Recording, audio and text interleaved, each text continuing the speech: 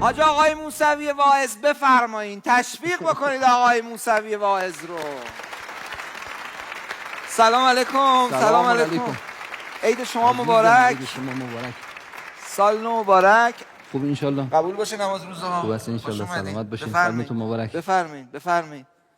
کیا خاطرشونه اون برنامه آقای موسوی واعظو؟ بگو کی خاطرش نیست؟ کی خاطرش نیست خدا وکیلی. سلام علیکم. با خاطراتش داشت برنامه رو تعطیل میکرد. بسم الله الرحمن الرحیم. سلام و عرض ادب و تبریک سال نو و آرزوی قبولی طاعات و عبادات. سوغاتی چی آوردین برای اون؟ اول اینو بگین. عیده و ماه مبارک و تسبیح. آقا من نمیدونم این تسبیح واقعا چقدر برای مردم چرا یادشون نمیده. من 30 جلسه توی جلسه قرآنی صحبت میکردم 10 سال قبل در فکر میکنم ورامین. یکی از جلسات اونجا کله پاچه دادن. بعد از 5-6 سال که رفتم از مردم پرسیدن، گفتم که شما یادتونه ما اون سال چی میگفتیم؟ همه گفتن نه بابا ما یادمون از کجا. گفتم چی یادتونه؟ گفتن کله پاچه رو یادمونه که ما اونجا کله پاچه دادن. حالا اینم تسبیح رو نمیدونم چه ویژگی در این خاطره بود که یادشون نمیره. گفتید سوغاتی از مشهد که رفتید، اونایی که با هواپیما پول دارن میرن تو فرودگاه شهید هاشمی نژاد وارد میشن. اونایی که پول ندارن با قطار میرن، بازم خیابون هاشمی نژاد وقتی که از قطار خارج شدن روبروشون هست خیابون شهید هاشمی نژاد. میدونید که ایشون از شهدای ترور هست. ترور شدن، از رهبران مبارز انقلاب اسلامی بودن و بسیار خدمت کردن، ولی این بعد علمی ایشون کلا بهش پرداخته نشده. فکر نمی‌کنه الان بپرسید کسی اینجا حضور ذهن داشته باشه مثلا از ایشون بخواد بدونه که جنبه علمی ایشون. یک درسی که حسین به انسان‌ها آموخت، یکی از کتابایشون. خب شما دیگه اهل مطالعه‌این، الان چیزای خیلی نادرم بگم شما اطلاع دارین، ولی معمولا مردم عادی کمتر شنیدن. یک کتابی داره ایشون، رمان نوشته، اسمش هست مناظره دکتر و پیر. بله. درسته آقا؟ مناظره. این کتاب دینی هست که به زبان رمان نوشته. گزارشی ایشون داده از یک سخنرانی از سید جمال الدین اسدآبادی که در مصر این سخنرانی رو سید جمال الدین انجام داده در مورد قرآن. میگه خب قرآن هدف اصلی نزول اون هدایت دیگه، ذالک الکتاب لا ریب فیه هدی للمتقین. کتاب هدایته، یک نسخه هدایته. بعد فکر میکنم حدود 100 استفاده ای که ما از قرآن میکنیم به غلط، قرآن برای اون نازل نشده، یا حتی اگرم درست هست هدف نزول قرآن اون نبوده. شروع میکنین رو شمردن. خیلی جالبه. میگه آقا قرآن برای این نازل شد که شما تو یک جعبه کوچولو چاپ بکنید از آینه ماشین آویزون کنید. قرآن برای این هست که سر قبر فقط خونده بشه. البته خوبه خونده بشه، ولی برای این نازل نشده. قرآن برای این هست که شما بیارید برای عروسی ها، برای خونه نو جلو بفرستید. موارد متعددی اینجا میشماره که وقتی ما فکر میکنیم ببینیم واقعیت میگه ما از قرآن فقط همینه گرفتیم. این نکته بود که از این کتاب گفتم و توصیه میکنم اگر کسی این کتاب مناظره دکتر و پیر رو بخرد و بخونه، یک بخشی از سوالات و شبهاتی که اعتقادی همین الان امروز ما تو جامعه وجود داره برای او حل میشه. بسیار زیبا در قالب داستان ارائه کرده. و این حالا سوغاتی باشه. قرآن این سوء فهم نسبت به خدا هم داریم. خیال میکنیم خداوند نشسته اونجا که ما دعا کنیم ادعونی استجب لکم، هر چی ما دعا کنیم خدا باید مستجاب کنه. اصلا خیلی از دعاها رو ما نمیخوایم مستجاب بشه. ما یه وقتی نذری میدادیم، نذری تموم شد، یه پیرزنی آمده بود اونجا با یه سطلی، میگه آقا گفتم پارسال آب گوش میدادیم، از اما آبش به ما بدین. گفتم حاج خانم آبش همه چیزش تموم شد، دیگ خالیه دیگه نیست. گفت یه خورده بگیر ببر بریز. گفتم بابا خالیه. اونا که نذری میدن میدونن که به این مصیبت گرفتار میشن. بابا تموم شده. آخر مجبور کرد قسم بخوریم. گفتم به خدا تموم شده. گفت خدا بزنه تو کمرت. رفت. خب اگه بخواد اینا مستجاب بشه، هر کی نذری بده آخرش کمر شکسته باید برگرده بره. این برنامه محفل از این جهت خیلی زیبا بود که تونست اون شیرینی محفل قرآنی رو به مردم بچشونه. اینجا چرا شما این زیبایی رو حس می‌کنید؟ همش با همه. وقتی که جدا شد از هم اجزایش دیگه زیبا نیست، دیگه قشنگ نیست. یک کسی خونه مادر بزرگش رفته بود، یک قندون برداشت آورد پر از بادام. تعجب کرد که این مادر بزرگ ما به این خسیسی چی شده که بادوما رو جلو ما رو کرده. اتفاقا میگه بادومم خیلی دوست داشتم، شروع کردم تون خوردن، دیدم این بادوما خیلی بیمزه، نه نمکیه نه. گفتم نه اینا رو کجا گذاشتین؟ نم کشیده کجا بوده اینا؟ گفت که اینا رو داییت برام سوغات آورده از مشهد، اینا نقل بوده، من چون دندون نداشتم نقلاشو خوردم، اینا رو گذاشتم برای شما که وقتی میان یک چیزی باشه جلوتان بذاریم. مثلا دستو بادوم به اون خوشمزه‌ای بیمزه میشه چون جدا شد از اون نقله. شما هر چیزی رو اینجوری بیای ارائه بدی به مردم، اون زیبایی و حلاوتش رو درک نمی‌کنن. وقتی همش مجموعه با هم شد، این برنامه محفل یه کاری که کرد این بود که اون مرزبندی بین اقشار رو برداشت. خیال می‌کردن حاج حامد شاکر نژاد، حاج آقای استاد ابوالقاسمی، در مثلا استاد رضوان، استاد حسن، اینا یک قشر خاصی از جامعه هستن که اینا قرآن این مرزبندی‌ها که برداشته بود همه اقشار مردمن. قاری داریم، کارشناس سنگ‌های زینتی. حالا می‌خوام این شوخی رو باهاش بکنم، حتما اگر ببینه از تلویزیون این خنده هم به لبش بیاد، قاری قرآن دلش شاد بشه، استاد ما هست. تجوید من میرفتم خدمت ایشون کارشناس سنگ‌های قیمتی انگشتر بود. شما هر انگشتری که دستش بود بهش میگفت حاج آقا این انگشتر چیه؟ میگفت من کاملا فیلمشو میتونم اجرا کنم چون خیلی باحال میگفت این عقیق یمنه، از کوههای یمن، از همون نمیدونم لای او درزای قارایی که اونجا هست که صعب العبور با قاطر میرن اونجا، اینا رو تراش خود یمن آوردن و این اصلا این رنگش فلان مثل خون. خواص یمن رو شروع میکرد گفتن که اینو داشته باشی رزق و روزی چیکار میشه و خلاصه تا اونو شما خدا نکنه که شما یک انگشتر از پدرت مونده بود می‌خواستی بیبیدی قیمت بذاری. انگشتر شما رو که می‌خواست قیمت بذاره اولین کاری که میکرد این دست چپش رو میکرد تو جیبش. نه خیلی هم نه اینجوری میگیره، اول کارشناسی میگیره، رو به نور میگیره، یک چشمش از اینجوری نگاه میکرد، یک 2-3 دقیقه شما رو منتظر خمار میذاشت که الان میگی چند میلیون میارزه، بعد می آورد پایین میگفت این ارزش معنوی داره. یعنی دلت میخواست این انگشتر رو بگیری بذاری تو هاون خورد کنی بیزید زیر خاک بره این انگشتر، یعنی 2000 نمیارزه دیگه، ارزش معنوی داره. یعنی چون دیگه حالا از بابات مانده ببره جایی. اینم آقا ما یک استاد قرآن بود، استاد اختلاف قرائات بود. یعنی این تمام عمرش رو پژوهش کرده در اختلاف قرائات، ولی شغلش مشاور خانواده است. من بر حسب اتفاق چون ایشون قرآنی بود بهش مراجعه کردم، گفتم من یه نامه‌ای از دانشگاه دارم، یه تحقیق دانشگاهی اگه میشه من بیام بشینم تو این جایی که شما از دادگاه معرفی میکنن این زن و شوهرها اختلاف دارن میان مشاوره باید برن، من بیام اینجا تحقیق. گفت نامه بگیر بیار، اشکال نداره، بشین اونجا تحقیقاتم. ما آقا نامه گرفتیم رفتیم نشستیم، دیدیم که ایشون یک زن و شوهر جوان آمدن میخوان طلاق بگیرن، اختلاف داره. اینا شروع کردن که از اون بد میگفت، این میگفت یک نمیدونم اینجوری کرده اونجوری گفته و همینجور سر صدا. گفت آقا من یه سوال از شما بپرسم، گفت شما همدیگه رو دوست دارین؟ گفت بله دوست داریم، ولی خیلی ما اختلاف داریم تو همه چی. گفت باش اختلاف که خب تو قرآن هم الان ما اختلاف قرائات هست، 7 تا قرائت هست، 14 تا روایات اختلاف قرآنش هم هست. شما که دیگه یک آدم معمولین، این دلیل نمیشه که شما بخواید طلاق بگیرید دیگه.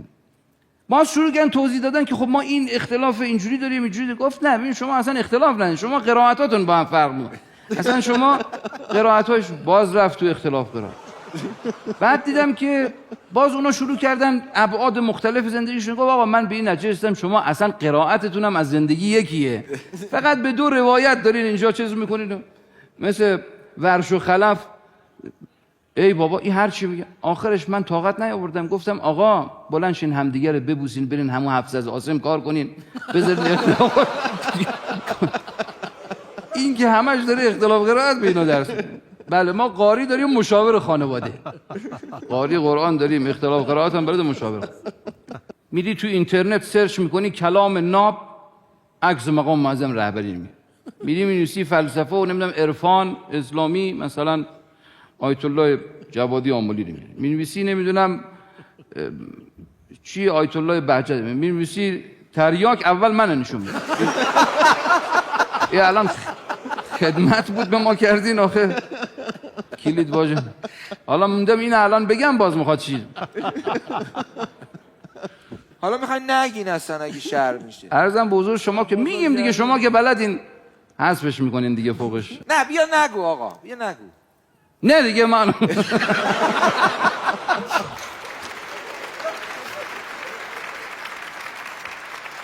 سید گرفتار میشی نگو. میگفت که نه نگو. یه چند نفر آمدن شوخی کردن، یک شیشه ماء و شعیر آوردن دادن به یکی الکی، بهش گفتن که آقا مثلا فلان مست کننده اینا. این خورد مست شد بدجور. هر چی قسم میخوردن بابا به ابوالفضل ما این دلستر بود، ماء و شعیر بود. میگفت ما دیگه مست شدم دیر گفتی. دنبال بهانه میگرده که مست. این خاطره مال زمان قبل از طلبگی ما هست. دامادی ما داریم، شوهر همشیره ما هست، ایشون هم خیاط هم خطاطه. توی اون رگالایی که ایشون داشت از 9,000 تومان شروع میشد میرفت 9 تا ردیف رنج قیمتی، گرونترینش 17,500 تومان بود که 9مین رگال بود. ایشون هم با خط خوش بالاش نوشته بود تن آدمی شریف است به جان آدمیت، 9مین لباس زیباست نشان آدمیت. یعنی همون گرونه، هر کس اونو بخره اونو با خط خوش نوشته بود اون بالا. ما هیچ وقت دنبال این که بریم کچلوار ارزم به حضور شما 17,000 مثلا خورده‌ای بخریم. همون زمان حاج حامد آقا کچلوار 25,000 تومانی می‌خرید می‌پوشید.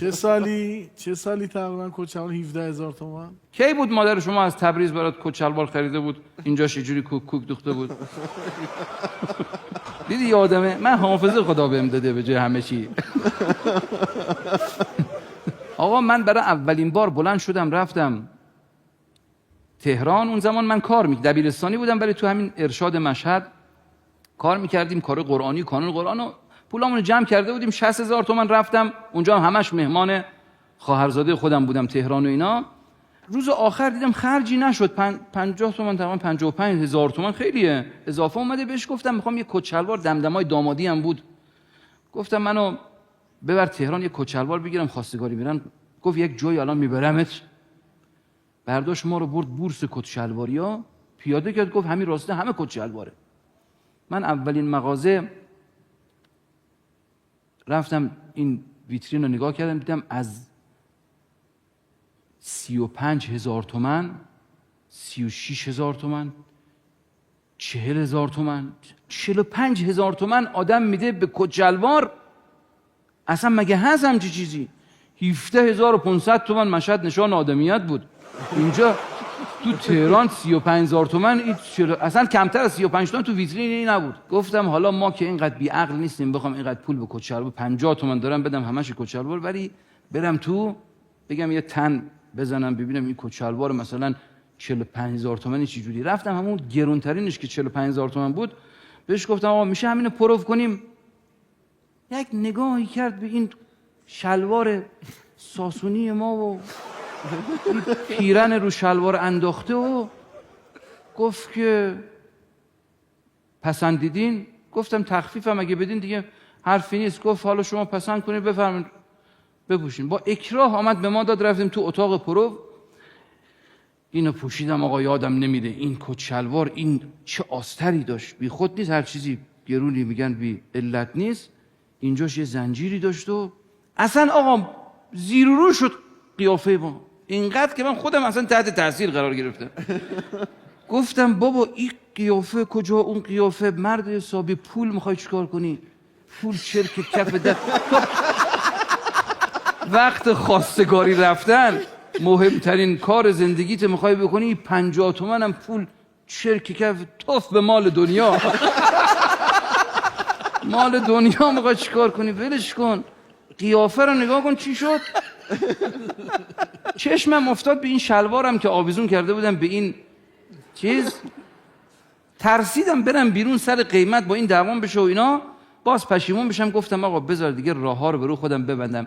یه درز بغل این شلواره باز شده بود، انگشتم انداختم این شلوار رو جر با جر کردم.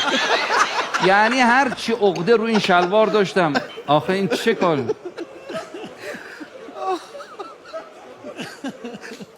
خب چرا آخه چرا میخواستم برم با این دیگه، انداختم چیزای جیبشو گذاشتم تو همینو، انداختم سل آشغال و کمربندشم در آوردم، رفتم گفتم آقا بفرمایید فقط سریعتر چون من پرواز دارم. الکی گفتم جو چون پرواز داره میخواد سریعتر حساب کنید.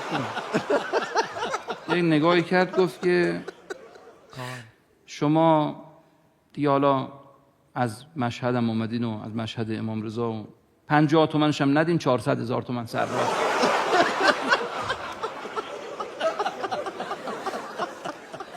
من ذهنم رفت تو اتاق پرو. یعنی باورتون نمیشه الان میخندین ولی نمیدونین وقتی این پیله کرده بود درش بیار. آه خدا.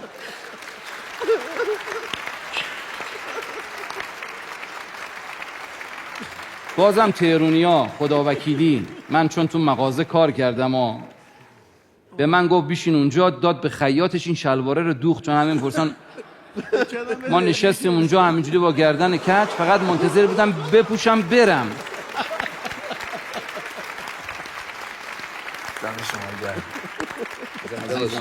خدا به شما سلامتی بده. آقا من یک کسی آقای حسنین ببینم از این بلاها سر شما آمده. من شب عید منبر رفته بودم، یه جایی رو منبر محفلی بود، یک جوانی خیلی خوشتیپ قسم معلوم بود پول داره، آمد در گوش من گفت که حاج آقا امشب شب میلاد امام حسین علیه السلام هست، شما قرعه کشی بکنین هر جور صلاح میدونین، من 2 کربلا بانی میشم. گفتم خدا پدرت بیامرزه، عجب کار خوبی. همین امسال؟ خوشحال نه چند سال؟ خیلی خوشحال میکنیم. باریکلا آفرین، من درستش میکنم. تو جمعیت گفتم آقا کی تا حالا آقا 2 دیگه میخواد بده، همه که نمیشه بفرستیم. گفتم کی تا حالا کربلا نرفته؟ همه دستشون آوردن بالا. گفتم شما تا حالا کربلا نرفتین؟ هیچ کدوم؟ آقا راست چه بگین، اگه درست نگین این کربلا درست نیست. گفتن والله ما هیچ کدوم. گفتم خب اینجوری نمیشه. خلاصه شروع کردیم شرط و شروط گذاشتن کی چند سال، آخرش قرعه کشی کردیم 2 قرعه در آوردیم، یک زن یک مرد بر ببین امام حسین وقتی میخواد، معلوم شد این 2 یه زن و شوهری هستن که تازه ازدواج کردن و به خاطر اینکه نمیتونن عروسی بگیرن یا معسل برن یه جوری سرتش هم بیارن برن سر خونشون، چند سال تو عقدن. گفتم عجب بابا این امام حسین عجب کاری میکنه. گفتم آقا شما با هم برید کربلا و بعدم بیام خونه زندگیتون. اومدیم پایین هر چی گشتیم این جوون پیدا نکرد. این بی انصاف آمده بود سر به سر ما، گفتم کجا گم و گور کرد خودشون. گفتم آقا این کی بود؟ حالا جایزه ها اینجوری افتاد گردن خودتون؟ نه دیگه، بالاخره یه عده بانی خیلی باز ما گردن کج من سید اولاد زهرا گفتم نجاتش بدیم 2 کربلا پول جمع کردن رو فرستادن. یعنی اینا رو امام حسین برد. ولی اونو اگر من جایی ببینم فقط مواظب باشه که الان کسی میگه جایزه بده بانی مچشو میگیرم، میگم آقا کارت ملیت بده. من یه نکته عرض بکنم حاج آقای موسوی واعظ، این همه خندیدین، استاد دانشگاه، استاد حوزه، یک مؤسسه بزرگ قرآنی در قم داره، این تواضع مثال زدنی، حالا الان با من دوباره اینو شوخی نکنی نه، این تواضع مثال زدنی از یک استاد حوزه و دانشگاه فقط به خاطر این ادخال سرور دم افطار بود. به افتخار آقای موسوی واعظ است. اینم بگم دیگه برم. گفتن که آقای مشهدی هر چی خواستگاری میرفت بهش زن نمیدادن. گفت چرا؟ گفت بابا تو به خاطر لهجته، وقت در میزنی از همون اول یک سیگنال منفی میدی، میگه کیه؟ میگی مویم. آقا چقدر سخته، بگو گفت خب چی بگم؟ گفت بگو منم. گفت خب اگه در وا کردید مویم بعد چی خاکی به سر حالا اینایی که گفتی مویم ما خادم قرآن هستیم و افتخارمون این همه اونا رو بذار دور. افتخار ما و عزت ما از برکت قرآنه والله هیچ. و اهل بیت. صلی علی محمد و آل محمد اللهم صلی علی محمد و آل محمد.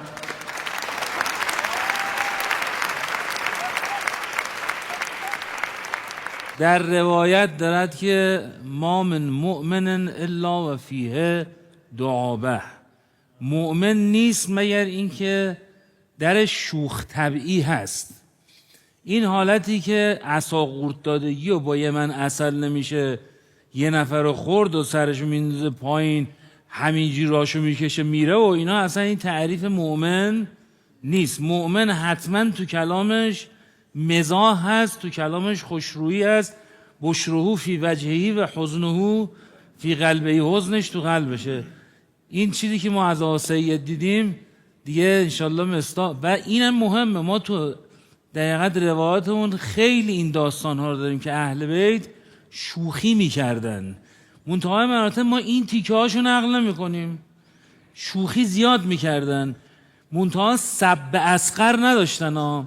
یعنی دست نمینداختن کسی رو، به نام دست انداختن این کار رو انجام نمیدن، ولی شوخی زیاد میکردن، مزاح میکردن با دیگران و این جزء ویژگی های مؤمنه. و ان لیس للانسان الا ما سعى و ان سعيه سوف يرى ثم يجزاه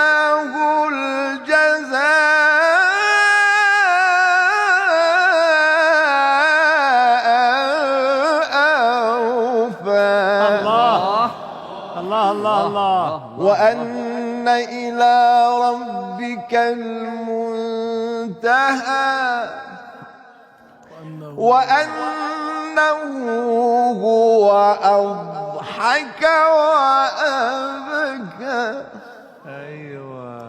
وأنه هو أضحك وأبكى وأنه هو أمات وأحيا صدق الله العلي العظيم.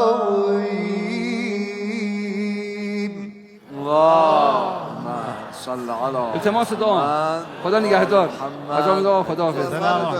استاد رضوان، استاد احمد آقا، آقای قاسمیان، استاد حسنین، حیاکم الله، فی امان الله. دم شما گرم یا علی مدد.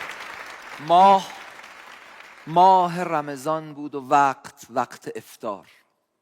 تنها بود، از خدا مهمان خواست. خورشید پشت خانه اش طلوع کرده بود، در را باز کرد. امام زمانش وارد شد، ایستاد به نماز مغرب که به پایان رسید امام فرمود دعای ماه رمضان را بخوان. خواند اللهم ادخل على اهل القبور السرور، اللهم اغن كل فقیر، اللهم اشبع كل جائع. خواند و خواند تا به این فراز رسید اللهم رد كل غریب. امام فرمود غریب واقعی منم و تحقق این دعا زمان ظهور من. اللهم عجل ولیک الفرج والعافیة والنصر و مد فی عمره الشریف و زین الارض بطول بقائه.